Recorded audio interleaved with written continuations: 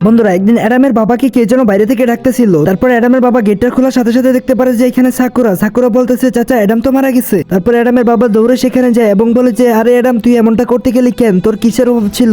তারপর অ্যাডামের বাবা সেখানে কান্না করতে থাকে। তারপর পাশ থেকে সাকুরা বলে, চাচা এটা আত্মহত্যা নয়, অ্যাডামকে কেউ মার্ডার করেছে। তারপর অ্যাডামের বাবা বলে, আমার পোলাকে কে মার্ডার করবে। তারপর সাকুরা বলে যে কালকে আমি অ্যাডামের সাথে আজকে সাব্বির বসকে দেখেছি। আজকে সাব্বির বস সেখানে বলতেছিল, আরে অ্যাডাম তুই এত পেরেশানির মধ্যে কেন আছিস। তারপর অ্যাডাম তার উত্তরে বলে, আরে ভাই বলো না, একটা পিসির জন্য কতদিন ধরে বলতেছি বাবাকে, কিন্তু আমার পিসি কিনে দিতেছে না। তারপর আজকে সাব্বির বস বলে, আরে তোর বাবা যেরকম, তোর বাবা মনে হয় না তোকে পিসি কিনে দিবে, দেখ তুই কি করবি এখন।